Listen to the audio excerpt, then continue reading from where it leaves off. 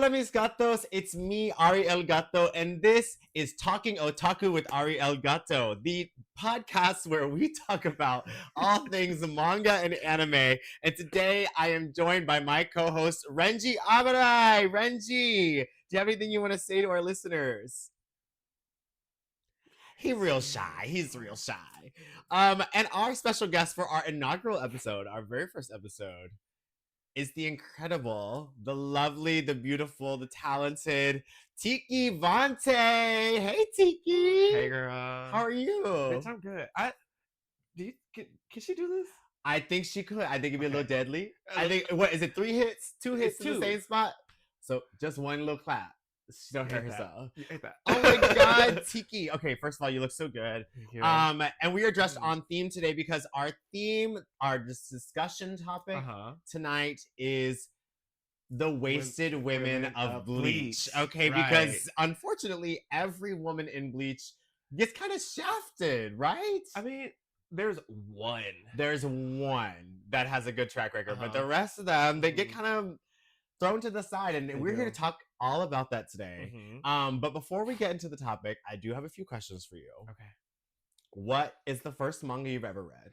What is the last manga you just read? And what is the favorite manga you've ever read? Oh my God. Okay. The first manga I ever read, if I remember correctly, it was either Mega Man, Net Navies. Yeah. Battle Network. I've got it up there somewhere. Bitch, love her. Love her. If not that, then it was Disgaea. Oh my God. Okay, crazy gag. All the girls played video games growing up. Yes. I did not. I got all of my knowledge of those games from reading the manga. I was me too. Okay, I was the Kingdom Hearts girl. I was like, I would read the manga. I wouldn't play the video game. Never touched a game in my life. My drag mom got me the first 2 issues of Kingdom Hearts for my birthday this year. Wow. They're so fierce. The video games or the manga? The manga. Okay, fierce. I'm not playing They're really good. Like the manga, the art is like really good. Okay. That was those are your first ones. Your Mega Man or Disgaea, fierce. Thank you. What was the last one you read? Well, most recent. 2 days ago, I just restarted reading Soul Eater. Okay, fierce. Which is also my favorite manga. Wow. Okay. What do you love about Soul Eater? Well, one, I'm like a slut for a good team. Can I say that word? You can say whatever you want. Maybe. I love a good team dynamic. I love a good they can't really transform, but I love a transformation. Yeah. And I love specified weapons because the divas get creative with, and I think that's why I like Bleach too. Yeah. Because they have weapons that are curated to them. Yeah. And the Soul Eater manga is so much better than the anime, obviously. But they get so in depth with it, and my favorite character is Justin, and him being a weapon, not having a Meister, and spoiler alert, I don't know, it's been 40 years. He goes crazy. I would say, isn't he evil by the end? But he becomes evil, but he starts off as when I was a role player. Okay. Justin was one She's of my coming characters. out as a role player. It's really hard to say, I know. But Justin was one of my characters. Wow. Because he's so fierce. Yeah. I love Soul Eater. I can talk about Soul Eater all day, but that's so interesting. I've read some of the manga. I think I'm up to volume 20. So I don't know how it ends. I've watched the anime completely, but I don't know how it ends yet. I do really enjoy Soul Eater the manga. It took me a second to get on board because you got to get used to the art style. I think the art style is a little, but that's what's fun about it, and I had to get it. And I didn't get it at first, and so it took me a while to get into it. But now I really love it, and I've just been waiting because no one has volume 21 literally anywhere. So I like to buy in store when I buy manga because there's a personal feeling to it. It's I found this, and now I'm reading this. I don't know, it's so rewarding. I just want to read it. I would find that shit online in a heartbeat. No, you're so right. Reading online. Listen, the girls don't know nowadays. Girl. It used to be easier. It used to be easier, and we used to just type in XX manga, free, and it would just pop up. You were on one manga, you were looking up everything. Well, I read so many things online before I even. Now every manga that I've started reading has its own website, and it's I don't trust these websites because I feel like I'm getting a virus. Yeah, but that's how I'm reading Boruto. Yeah. That's how I'm reading fucking Soul Eater. I tried to get you into it, and I get why you didn't, but that's how I'm reading My Hime. It's fierce. Yeah. And I understand why you didn't like My Hime. It is kind of crazy. It's kind of crazy. Y'all don't have to read it. Well, I think I tried to watch the anime. The manga is worse. Oh wow. And that's what I like about My Hime. The manga and the anime, same story, completely different. Wow. And it's like not how like, oh, we were trying to like keep up and then we went off. It's like, no, they wanted it to be different. Yeah. It's fierce. The manga is kind of better. Interesting. They have that phenomenon with a couple of things. Like I don't know if you ever heard of Blood Plus. Blood Plus, the anime and the manga are just completely different. And everybody says they really like the manga a lot. And I liked the anime growing up. I would turn that on Adult Swim. Baby, Adult Swim got us together. Baby. They had all the good stuff. Wait, what was your favorite Adult Swim anime back in the day? Oh, fuck. What was it? I think it was Robin, the girl with like paper. What? I don't remember what it was Robin, called. the girl with paper. There was a diva whose like power was paper. And like all I remember is her like being in this like library type beat, and like she used her power, made a bunch of origami, and whenever she would fight, you know how like Conan has like bombs? It was not bombs. It was cutting people. What? I've never heard of this. I'm gonna like this was on Adult Swim. Yes. And like there was another diva in that same anime who could like walk through walls and shit, and like she either died or killed somebody by like going through and like pulling out their heart. It was crazy. I've literally never heard of this. And I was an avid Adult Swim watcher. Like, I know everything. Too. Like, Trinity Blood, Big O, Tenchi Muyo, like, the classics, Cowboy Bebop, everything that was on there, I was watching. I have never seen that. And Shin-Chan even. But Shin-Chan was crazy. Shin-Chan was crazy. I have not seen this since then. I think it popped up once on, like, Tumblr a couple years ago, but, like, it was fierce. I need you as a homework for this podcast. Go home, research this because I need to know, because now that does sound really freaking cool. It was hot. Wow. Oh my god, that's so wait, crazy. what's yours? Oh my god, I don't know. I will say this is my podcast, baby. I'm asking the question. Renji, what was yours? You know what? I went back and recently watched Samurai Champloo, and I really enjoyed it. Like, I loved the animation was just so consistent, so good, and so well done. The story was episodic, but it flowed. It flowed really well. The character development was super delicious, and their like combination of like hip hop music with like it was just like so cool and so innovative, and that's what I really love about the manga and anime from the early 2000s. It was just always so well thought out and so consistent. Like, everybody talks shit about, and I'll say it, I'm an apologist. Everybody talks shit about Fullmetal Alchemist 2002 version, but that had the most consistent animation throughout. The story that they created, yes, it deviated from the manga plot. But that's what got people hooked. But it was so good. We like fell in love with that one. We fell in love with that one. Came to Brotherhood. And Brotherhood is great. I love Brotherhood. Brotherhood is fierce. But people talk so much shit about the 2002, and I'm like, no, the original was low-key good, and y'all are just hating. Because we can't say that the art was consistent in Brotherhood, because guess what, baby? It was often off-model. Those fight scenes were sometimes garbage. Sometimes they were really great, though. I love Fullmetal Alchemist, okay? I just am an apologist for the 2002. And I get you. With Samurai Champloo specifically, in a lot of these anime, I think I was too young. Like, well, since you're like 22, I'm 19 and a half. Oh, okay. Yeah. I'm 22, you're 19 and a half, so it's a little bit, there's a little bit of a distance. 2.5 years, like, really, like, a lot of these, like, specifically, I remember Samurai Champloo, I was like, this is cool, but I can't get into it. Yeah. And I think if I rewatched it now, I would be able to vibe. But like at the time, I was just like, there's not enough happening. Yeah. For me. I agree. That's why I said I rewatched it recently and was like, oh wait, this is really good. The only one like that was like a seinen title that was like a little darker, a little too adult for me that I really connected with at that age was Paranoia Agent. I knew you were gonna say Paranoia Agent. One of shit out of me. the literal best shows I've ever seen in my life. Again, rewatched it again recently, but I watched it so many times when I was younger because I was just like, it was so scary, but it was also like such a deep dive into the human condition. And I was like, even as a kid, I was like, this is something that's really cool. And I really want to know more about this. And like I said, I rewatched it during the pandemic and I was like, wait, this was even cooler than I thought it was. I love Satoshi Kon, of course. And that is, I don't know, that's my favorite. I love Paranoia Agent. That was how I felt about Fooly Cooly. Like watching it as a kid, I was like, yes. there's something happening here and I don't get it. Right. But I know that this is good. Yes. And like rewatching it when they like, was it continued it? Yeah. Rewatching and then watching it continue, I was like, okay, so I did see every episode, still confused. Yeah. And even now, after watching all of it, still confused. But that's what's good about it. It's good. You could tell it's a commentary on something. I don't know what? But it is a commentary on something. Okay?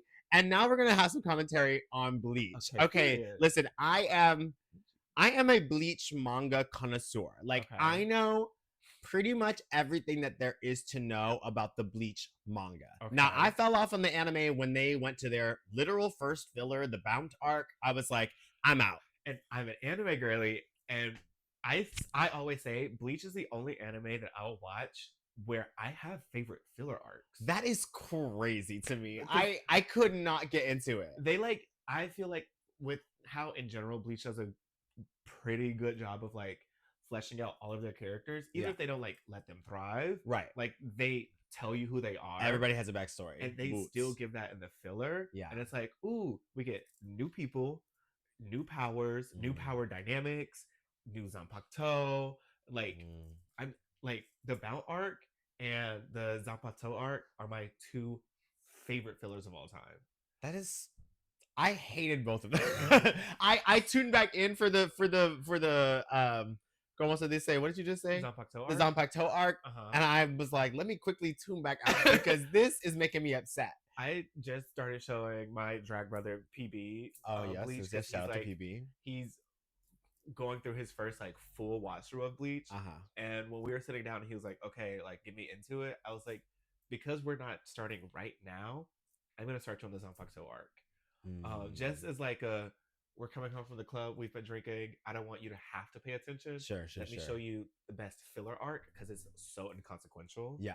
It's fierce. I'm sorry. Listen, you are here today to share your opinion. Even if it's wrong, I believe in you. I think you are so fierce. Give me a high five, sister. Give me a high five. Oh, wait, not too much. Not too much. Oh my God. Okay, that's interesting. I fell off the anime a long time ago.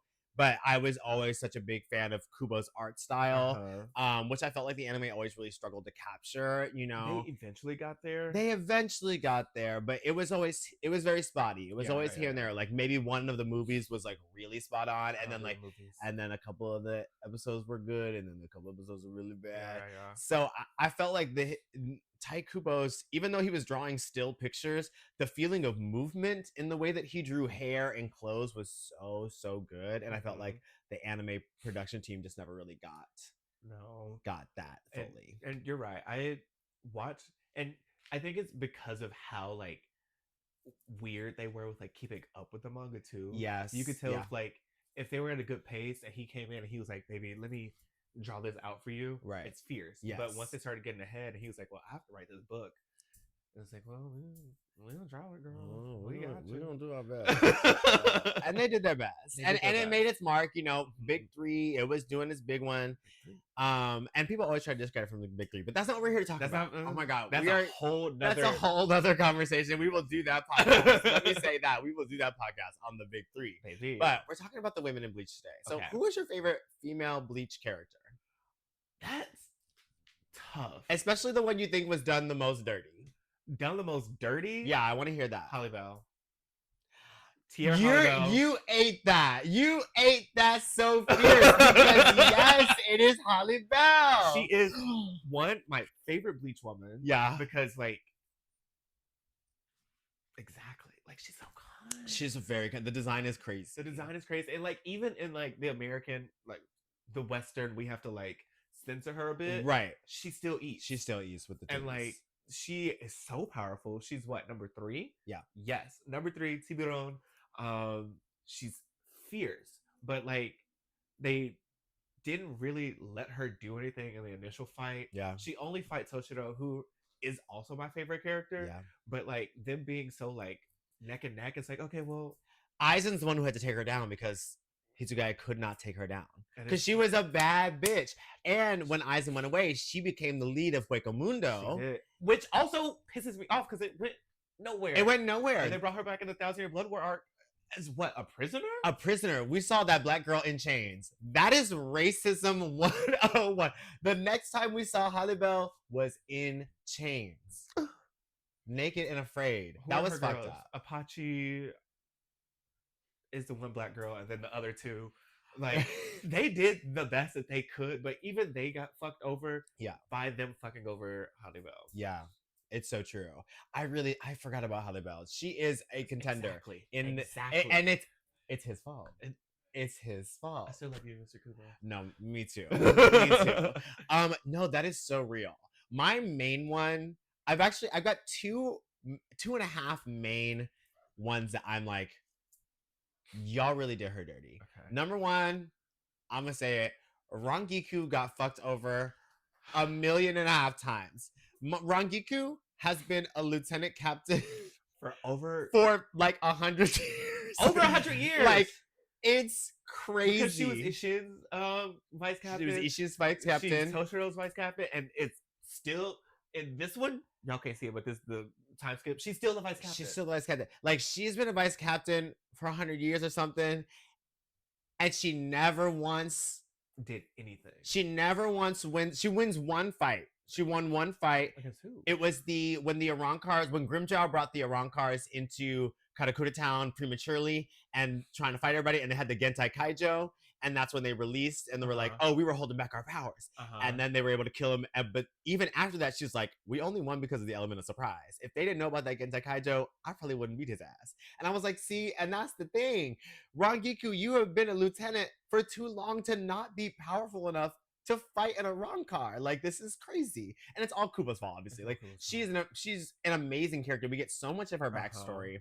And I know, she's deep, too. She's very deep. She's very emotional. She has a lot of stuff that, like, happened to her. Like, Gein's whole, like, quest to avenge her after he finds out that Aizen stole some of her soul is, like, you know, so powerful and really drives both of them in ways that they didn't even realize they were both fighting for the same shit, you know?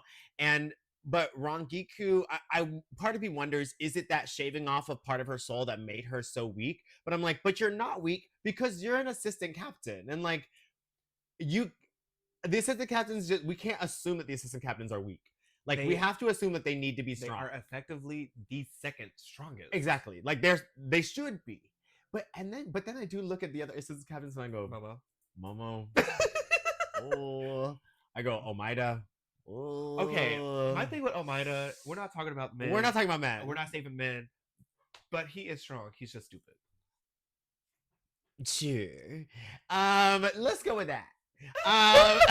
But Rangiku, as Soifon, you have to. Yeah, you're so right. She would actually never do that. She would actually be like, yeah, no, fuck him. No, truly does not give a fuck about him. And you know what? She's real for that. But no, Rangiku, I feel so passionately about her because I'm like, she's involved in everything. In every single arc she is involved because she's a fan favorite, and like Tite Kubo knew that and put her into literally every arc as a pivotal role in some kind of way. And then for her to never ever live up to the challenge is just so frustrating because I'm like, you wasted this good ass character. Like, truly, I love Heineko. I think the idea of the power is so cool, but I'm like, you need a Bankai at this point. It's been 100 years you've been sitting in this vice captain position, and you don't even have a Bankai. Like, my issue with Heineko, we have Senbon Sakura. And we have Senbon Sakura Kageyoshi. Yes. And Heineko is like she's a little scratch. It's like owie. It could be much more potent. It should be much more potent. She should have some kind of fire shit. Something. Somewhere. And I just wonder, like, what was the choice there? Like, why was the choice to not power her up? Because, like I said, she's in everything. It makes no sense that she's not as fierce as some of the as Rukia. You know, like, why would she not be as fierce as Rukia? They both come from the Rukongai. Like, they both. Rukia wasn't even a lieutenant for like half of the fucking story. More than half. It's crazy. I'm like, yeah, I don't know what the choice was there, but I love Rangiku. I love her character design. I love her personality. The way she's able to unite everybody is just such a unique quality to her that I'm like, she deserved a Bankai. She deserved, or a more powerful Shikai. Because that's the thing, is like, if you're not going to give her either of those, make her a diva with some fierce keto. Right. Something that, like, makes up for it. Because it's like, she's just a bitch with big tits and a fierce personality. And it's like, if you're the personality hire, that's fierce. But being the personality hire for 100 years is crazy. Like, you gotta learn something, you know? I feel like her weak when it was still Ishin. That makes sense. Yes. But, like, now that she's with Hitsugaya, she needs to be at some kind of level. Yeah. And I know that she's lazy. I know she's lackadaisical. Like, that I know. So but it's sweet. Like, exactly. It's like, these women deserve more. So that's my number one. That's my number one girl that's like, I think that bottom line, she deserves so much better. Okay. Yours is Halle Bell, which is fierce. Which is fierce because so true. Black girl, black girl.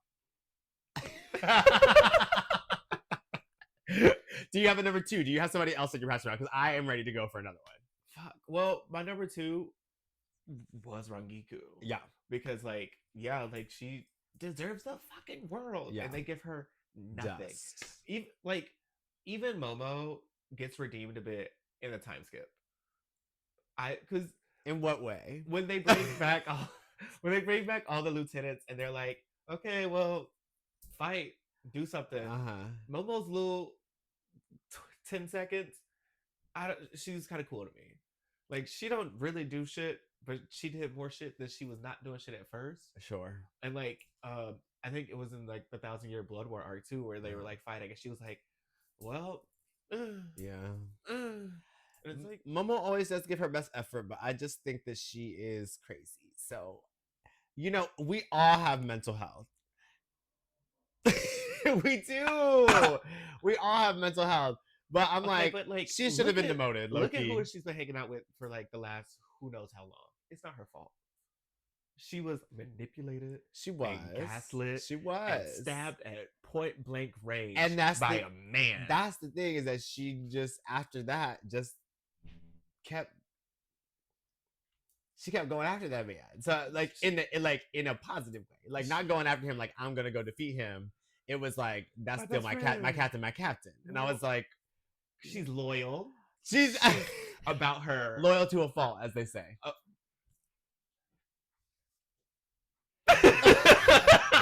Loyal to a fault, and it's a big fault. I think Momo.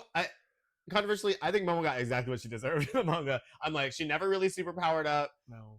She luckily, I mean, Shinji kind of, you know, was Shinji the one with the scalpel?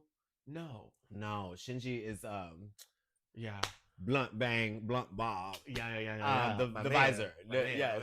I love Shinji. Love his teeth. Love his teeth. Character design is so fierce. Okay. But I think, you know, when she was under him, he really tried to help recuperate her, and I do think that she got exactly what she deserved, like just enough of a redemption by the end to be like, okay, but not a superpower up. No. But like I said, people like Rangiku deserved one. My next one, I'm gonna say Yuzu. No. No. My next one is Tatsuki Arisawa. Let me talk about my bitch Tatsuki Arisawa, because let me say this, bisexual queen. You ate that bisexual queen with power. Do your big one. Let me do my big one, because here's the thing. Here's the thing. Tatsuki, if we're talking chronological here, let's talk about when Urahara met Orihime and Chad. He told them that the reason their powers have awakened is because they have been around Ichigo Kurosaki's leaking out of the power, right? Tatsuki's been his best friend since they were 8. You ate that. How did she not develop powers? Well, and also, let me do my big one. Let me do my big one because I'm still on this. And after the incident with Orihime's brother and the whole kerfuffle in the house, afterwards, she was the first one before Orihime to be able to see ghosts out in the world. She was the first one. Yeah. Orihime couldn't see him that clearly yet. She was like, I see something fuzzy. And Tatsuki's like, I've been seeing that bitch for weeks. And she won't leave me alone. Like, so how did Tatsuki not develop powers? Tatsuki also had a crazy interaction with a Hollow, with 2 of them bitches, and had no powers and still fought back. Like, when she fought that big squid on top of the school with Chizuru, the crazy lesbian girl. I love Chizuru. But when she had to fight that thing, with no powers, had to fight all her classmates, and she could barely even see the bitch. And I was like, why can she barely see him? She should be the most powerful out of everybody in this bitch. That's so right. And I wonder why. And I guess it's because Orihime is the pretty one, but like choosing to go with Orihime to get Tatsuki. The powers over Tatsuki just seems like we're negating the ideas that we're laying down. Like if the idea is these people got the power because they've been around Ichigo and his power is too strong, Tatsuki should have been first one to have some powers. No matter what it is. Like, I know there's fan art and Tite Kubo has drawn like a picture of her like as a Soul Reaper. And I'm like, I don't even want that. I don't want that. Make it canon, because like she literally was there. Like, she was there the most. And it pissed me off the most when we got to the end of the Arrancar arc, when Aizen came to the real Karakura town, and everybody's trying to, and he's in his final form basically, and he runs into the students, and Tatsuki's the one who can't move, and I'm like, no, Tatsuki should be the one that's like, Keigo somehow became more used to the spirit energy, and he was the one who was able to stand his ground and run away faster, and I was like, why are you giving it to Keigo? Keigo don't even know Ichigo like that. Tatsuki should be squaring up. Like, period. And she was the one that's feeling the most weak. And I was like, y'all are making this crazy. And it just really makes me upset, because I just feel like her and Orihime could have had a really incredible dynamic as 2 people who gained powers through this kind of crazy way. And maybe one made the decision to go to the Soul Society and fight, and one the other state, you know? Like, well, okay, so that specifically, there is, I think it was a filler arc, so I'm sorry you missed it, but fill me in. There was a squad of people who, while everyone was in the Soul Society, and it was Tatsuki, Yuzu, Karin, Don Kanonji, and the 2 kids that Urahara kidnapped from whoever where. And where they were fighting Hollows. Yeah, right. Well, and that's why I put it, like, I say Yuzu, she's the dark-haired sister, No, that's Karin. Karin is the one who got fucked over. And I feel like Karin and Tatsuki in that group specifically were also the 2 breakouts, but like they, for the same reasons you feel like Tatsuki, why I feel like Karin, like they should have had something. I agree. She's the strongest out of the 2 sisters. Yes. And at one point becomes stronger than Ichigo when Ichigo loses his powers. She's the one who has to take over being the like spirit medium. I do feel really strongly about Karin, especially because she tries to confront Ichigo about it.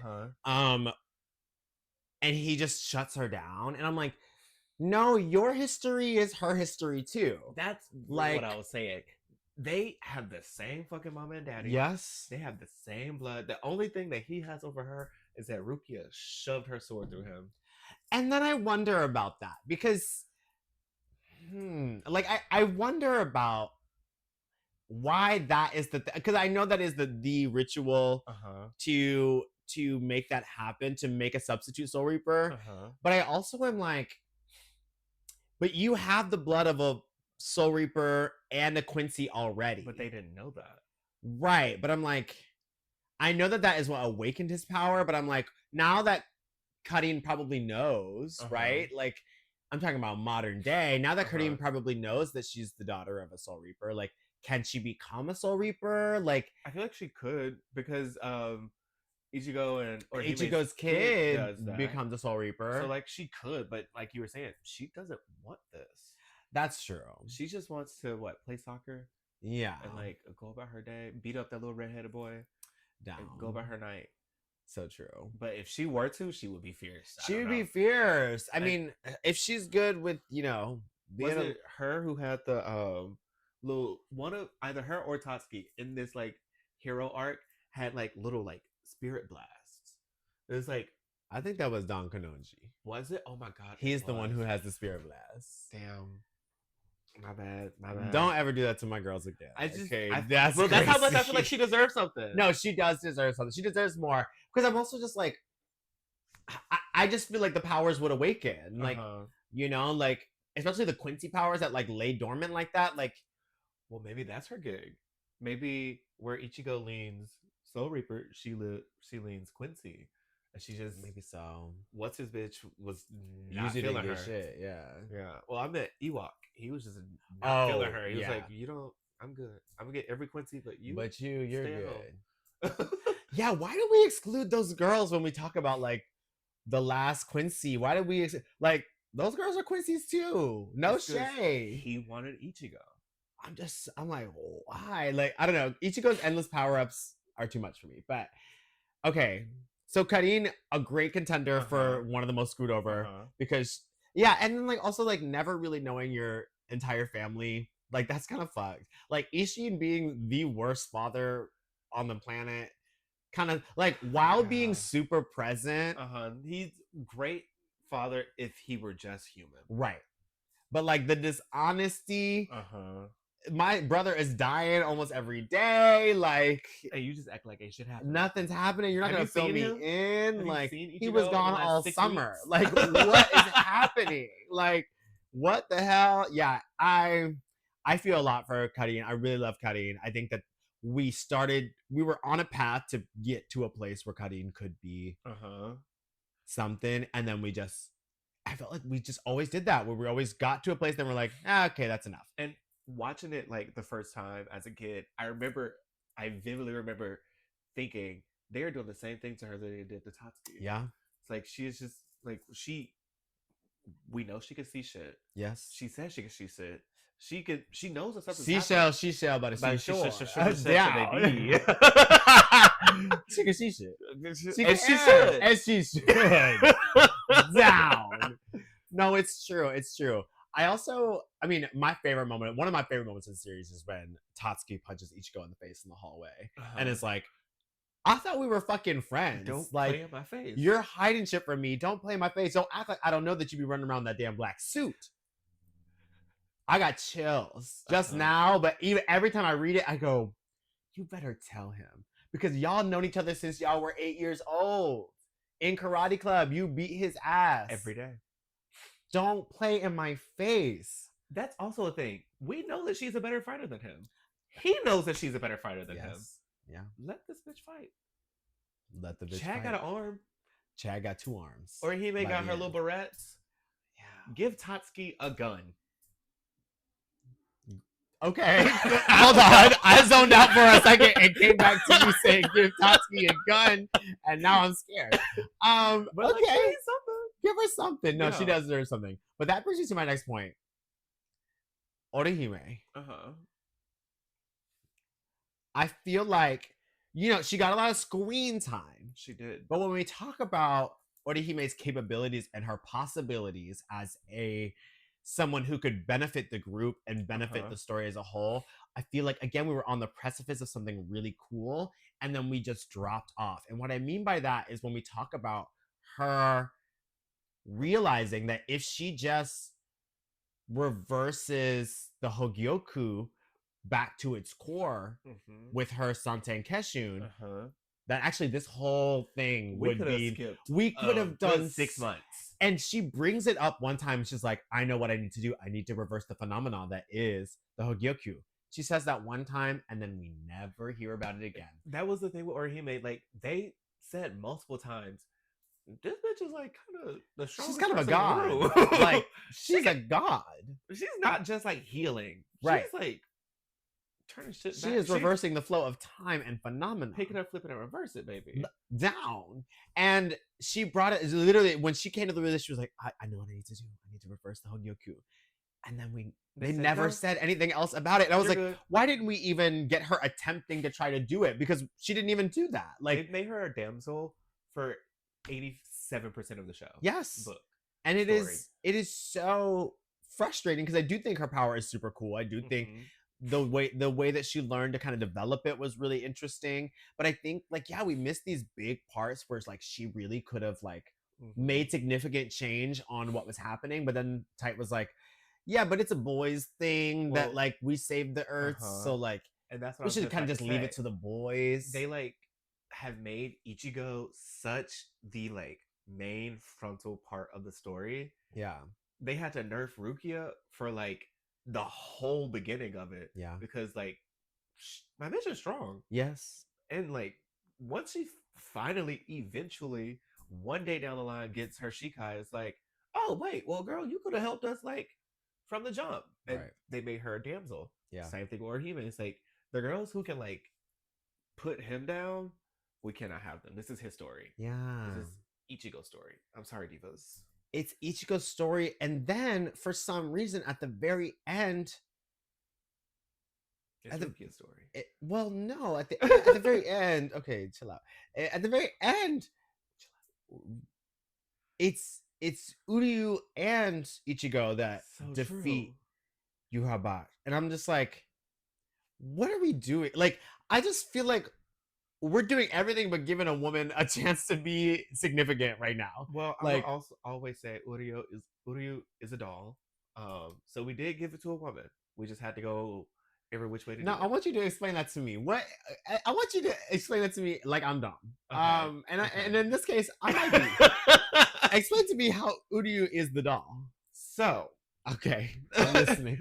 From the moment we meet Uryu, we are not talking about men. We are talking about Uryu, who is a doll. So we could talk about him right now because we're talking about the women of Bleach. Go ahead, go for it. From the moment that we meet my sister, they are showing her doing very stereotypically feminine things. Uryu can sew. Yes. If I remember correctly, which I might not, Uryu can cook or bake or something in that form. Uryu is Ichigo's foil. Yes. And where Ichigo is the manliest man, Uryu is a woman. not Uryu is a feminine man. Uryu is a woman. A woman. Oh, okay. And in stories and like and stuff like this where people have bow and arrows, okay, it's always a girl. Uryu is our Katniss Everdeen. Uryu is our Merida. Uryu is our bitch from Horizon Zero Dawn, that one game. You know what I'm talking about? With the I've lost the plot a long time ago. Basically, no idea what you're talking about. Uryu Ishida is trans icon. Baby. You think so? I do. Okay, listen. I don't know if this is backed up by any real evidence at all, but I'm going to say, I believe women, I believe black women, I believe black trans women. So I'm going to say I agree with you purely on that. Okay, I'll take it. Because I'm not sure about that. No, that is an interesting thing to say. I'm going to try to shift us back onto topic with another woman that I think was kind of screwed over. And I'm dressed as her. I gotta talk about her. Yoruichi Shihoin. I think we are left in the dust a lot about anything to do with the royal families. I think we're just left to infer about stuff that happens with the royal families and Yoruichi's role in that. And I just don't really like that because she was a captain of Division 2. She was. And every captain has to have a bankai. That is actually a stipulation. We didn't even see her Shikai, do we? No, that's the thing. She never appears with a sword. Like, she does a small one, but she never appears with an actual Zanpakuto. Never, not once. And it's like, but to be a captain, you have to either kill a captain before you. Which, honestly, she might have. Or you have to be able to perform bankai. So Renji could be a captain. Yes. You don't remember when they were trying to recruit Renji? They was trying to get him to do it. He was like, nah, I gotta serve under Byakuya because I'm a pussy. And you no know what? shade. Honestly, good for him. Good for him. He was in love. He ate that. He has a 0 win streak. No, well, and so there's a part of me that's like, I feel like we missed so much about her, and the things that we did get about her power structure was that her power structure can just be manipulated by Urahara, and I'm just like, that's weird. Like the electric cat lady thing, it's fierce. But fierce, but it's a man's doing, and it's the way to turn it on is for him to rub her coochie, and like, and then she just does whatever he says, and it's just hypersexualized. Obviously, like her big issue was that she was very hypersexualized. Like the entire time she was in human form. When she was a cat, everybody thought she was a dude, so it was fine. But then when she turns into her full real body, the second she's in it, you see her titties, everything is out, and I'm like, damn, like, yeah, I can't even talk to you today about this. But I'm like, damn, like, y'all really couldn't give her shit. Let us experience her as like a fierce warrior. And the only time we get stuff about Yoruichi is when Soifon is involved. Yes. Well, she does have that really cool fight that I will always harken back to with Yami when Yami and Okiura first come, and she does that like slap on the hand.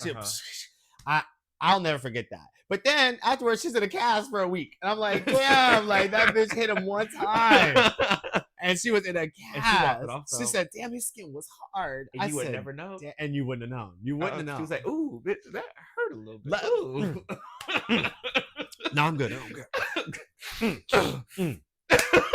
go. I was like, "Damn, girl, like it was that bad." No, but that's the only time that she's ever like done something that was impactful, unfortunately. Like besides her fight with Soifon, which of course fierce fight. But like I would put Soifon in this, of course, because of pretty much the same thing. Like the only time we get anything about my bitch is when she's with Yoruichi. Yeah. Or it's like her being like, ooh, I don't feel like I'm good enough. Yeah. Ooh, I don't trust myself to do this. Ooh, I got this fierce Bankai. I'm not gonna use it. Right. It's like, let her thrive. Yeah. She is fucking gone. Yeah. I think giving her that Bankai was just such a crapshoot. Like I just feel like he could have gave her something. He could have gave her something useful, because the Suzumi Bachi, like the hand one, like that is fierce, and like that also is like really descriptive of her character. Not too much. Not too much. It's really akin to her character. And then we get this giant fucking thing. And I'm like, I don't know what this has to do with Soifon other than the fact that you wanted her to not like it. I'm like, I feel like that's why we do this. Like, there's no other reason to have this giant Bankai. It makes because no sense with her. in reality, it should have been something swift and nimble and quick, because that's who she is, and that's why the Suzumi Bachi on the hand really, really works. If anything, they should have gave her like a full arm or like full body. Yeah, like, full body armor would have been like so cunt. Lean into the bee thing. Lean into, like, she could have been a hornet. Like that would have been boots. Fierce. Yeah, and like them just like giving her this. You get a bomb. I'm like, this is so. And yes, she learned a lesson. She learned how to use it, but it was like she could only use it if she was being tied down, so that she didn't blow backward when she shot the thing. I'm like, this is so bonk. Like, I feel like we wasted her potential. Yeah. And she has one of the coolest character designs. Tite Kubo did his big one with her. You already know every one of your character designs is so fierce to me. And Soifon is no exception. She is incredible looking, so striking. The second you see her, you're like, I want to know about her. Well, that's the thing. I feel like all of the characters won, but especially all of the women characters, from the moment they appear, it's like, whoa. Yeah. Because like he puts details to everybody, but like with the men, he keeps them so like cool. Yeah. He doesn't like really like play with them.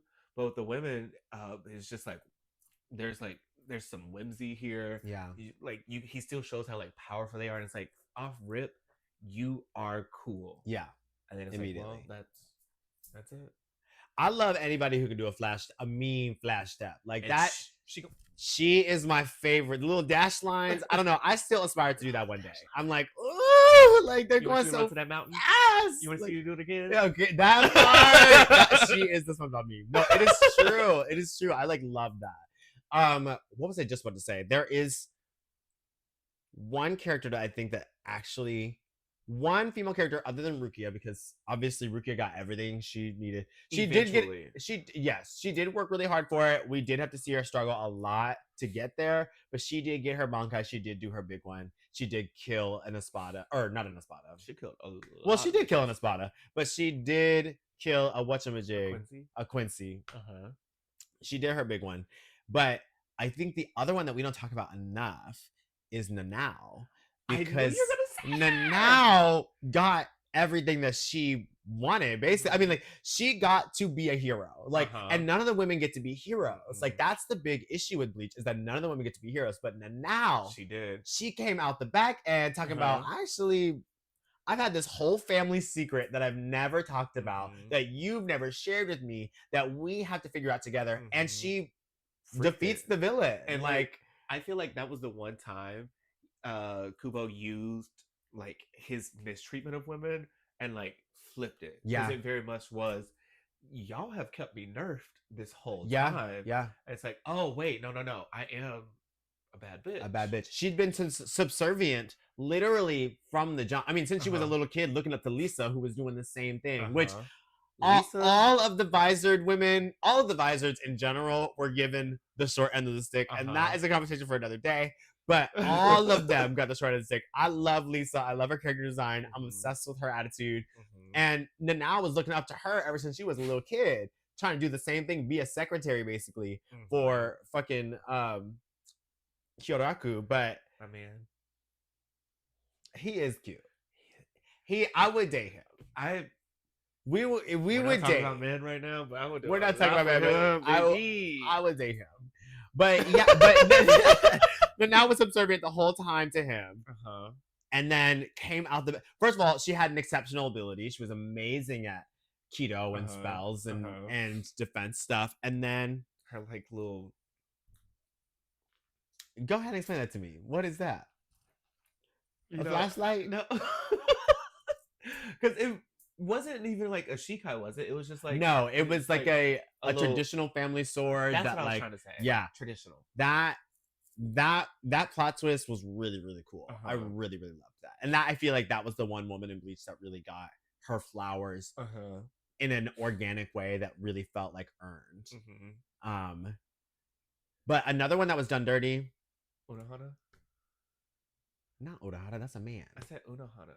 Oh, Unohana. She was done dirty, but I did like it. I liked it. I liked that they gave her the fight. Yeah. I hate that it took us this long to let her do anything. Yeah.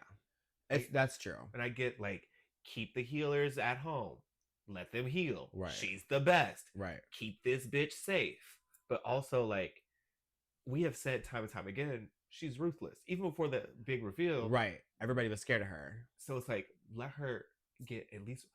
Mayuri got 19 and a half fucking fights. Right.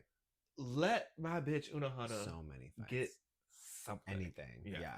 Because she even showed up in Wakamundo during the Arrancar arc at the very end to try to rescue everybody, and then got trapped there, but didn't do anything, and then just came back. And I was like, why did she go? I still don't get what her stingray thing does. Exactly. It swallows people and it heals them on inside. Okay, so what does the blood do? The blood and her bankai. It swallows people, but it takes away. So the bankai is the shikai is the foil to the bankai. Let's reread this. I just feel like they didn't let her do anything enough for it to be clear. So clear. No, you're right about that. What I have the biggest issue with when we're talking about, especially like the Gotai 13, you know her, you love her, my little pink girl, Yachiru. Yachiru. I will say, up until her reveal, She was my number one character. She was cool. I love Yachiru. Even and when they finally showed her Shikai, I was like, this is so crazy. Cool. I really loved it. And then never mind. It was null and void because she actually is just a sword. Yeah.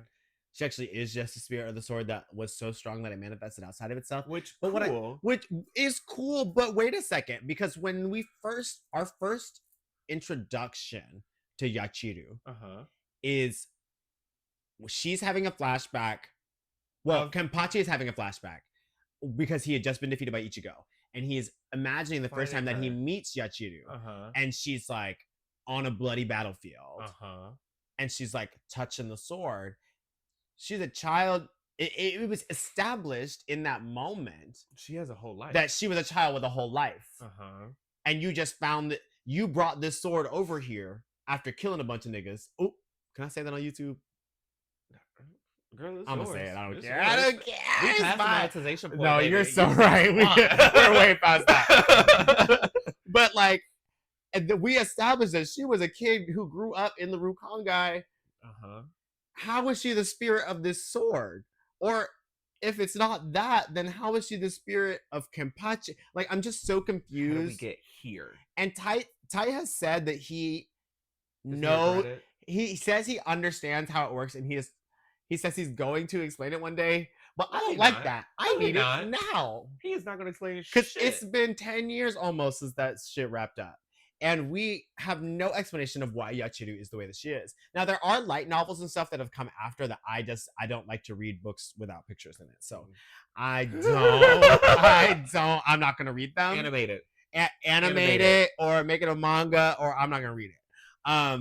So there is stuff that like has been developed since with his collaboration, but it's like, if it's not the manga, it's not canon to me. Exactly. Like, even though like the light novels are canon usually, but no, you're right. They're like kinda. It depends. Because he like helps with the story, but he doesn't write the full story. You know, he gives them the ideas and is like, this is who is who, and then here's my notes. Right. Okay. And so I'm like, are they canon? Kinda.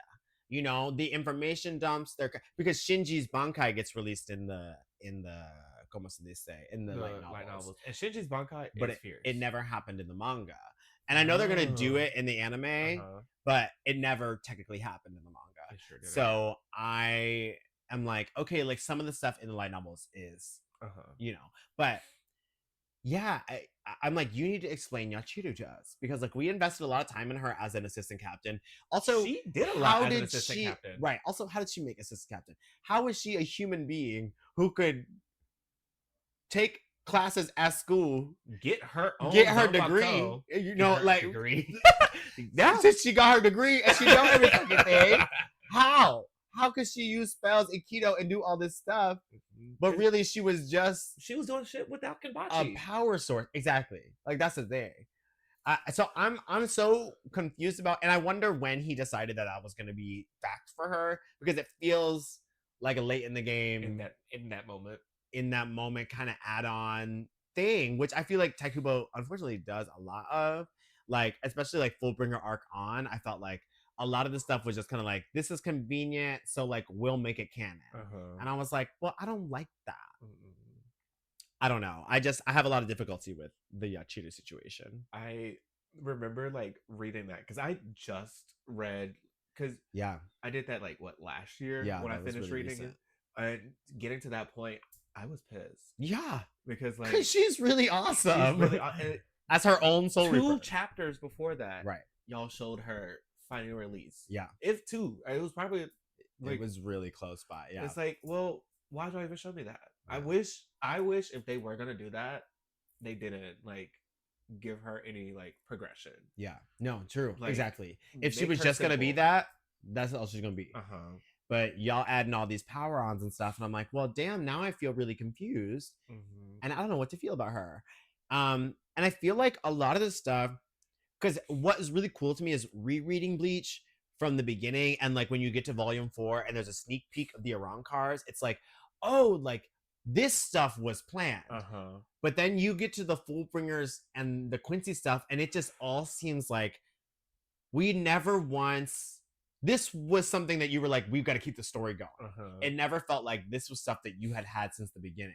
Because the Quincy stuff is like, so you're telling me they existed in a parallel, they're all human, but they existed in the Soul Society, not as spirits, but as humans, as a shadow of the, but how did they get to the Soul Society to make this shadow? And they were like living lives there, like as human beings. Like they were, none of it really makes sense. And I've reread it over and over again to try to get it. I don't get it. And like I said, I'm a manga connoisseur of Bleach. Like I know everything that there is to know. And I'm like, I don't understand it. I just ignore that they're human. Because I'm like, they are human. Like that's their thing, is that they're not. No. What? And then the powers don't make sense if they're humans, right? Because old girl's face coming off and biting people off. I'm like, how is this a human being? This is also, how is this a Quincy? Because the bow and arrows. Because Quincy's were supposed to only have bow and arrows. That was the rule we set. And so now this whole Quincy arc just seems like such a waste. Like you just made this up on the spot, and it feels really weird. This man got fired. This bitch is electrocuting folks. She can blow shit up. She can blow everything up. The Bambis were also shafted, but different women, different day. Different women, different day. Yeah, I could truly go on about this because it's just like really, really, it really gets on my nerves. I guess you. I really love these girls, and it just like, I feel like Tite Kubo never really wanted to. I feel like Tite Kubo was always like, well, this is a boys' magazine and this is a boys' story, so we have to keep it with the boys, and we can have one girl who is really strong, but no one else is going to be as strong as the boys. And I feel like, yes, he kept it to the boys, but really he specifically kept it to Ichigo. Yes. Because I'm not trying to defend anybody, but Ichigo is the only one who just like keeps going. Yeah. Like everyone else, like the women. Hitsugaya.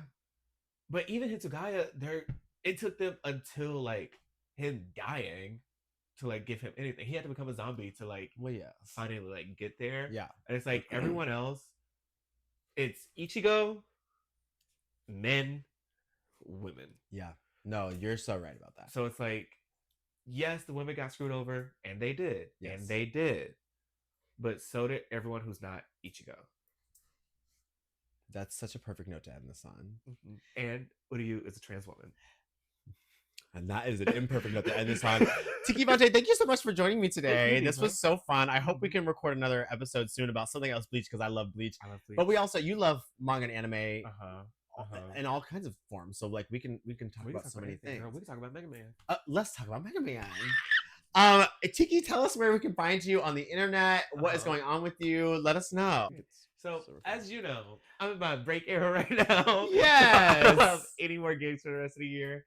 Because I want to do shit like this. Yeah. I like have video ideas planned. I have photo shoots planned. I have looks planned. I'm just not about to go dance or twirl for nobody. Period. So, at Tiki Vonté on everything. TIKIVONTE. The K is capital. The E is accented. Instagram, Snapchat, Twitter, TikTok, YouTube, Vimeo, Venmo, Cash App. Oh, wow. Email. Send me an email. I'll respond. I respond to emails quicker than text. That could never be me. I don't respond to any of it. I hate text. Love an email. Feels official. Hate text. Hate email too, though. Well, this has been so amazing. Thank you so much for joining me. Tiki, I can't. Sister? Oh, wow. See, baby, I could do it. I could do it. I could be an assassin. I don't know. I can't. Give me Y'all, thank you so much for joining us for the first episode of Talking Otaku with Ari Gato. I have been your host, Ari Gato. You can find me on Instagram and Twitter at _Ari_Gato. That's THE_ARI_GATO. And you can also find the Instagram for this YouTube channel on. It's on Instagram, and I already said that. You can find it on Instagram. You can find it on Instagram, and it is the Instagram Drag Manga Collector. Okay, so go ahead, like, comment, and subscribe to the YouTube channel. Follow me on Instagram, and I can't wait to keep this journey going. I love this podcast already. Tiki, I love ya. I love you. What do we say? What's our exit? What's our outro? Oh, girl, this is your show. You're so right, and I did not think about this. Oh. Just fully stealing someone else, the OG podcasters ending. Okay. It's been what, 50 years. It's been a long good. time. They're Okay, good. well, let's end on Mike's Super Short Show on 1, 2, 3. 1, 2, 3. Mike's Super Short Show. Okay, and see. Thank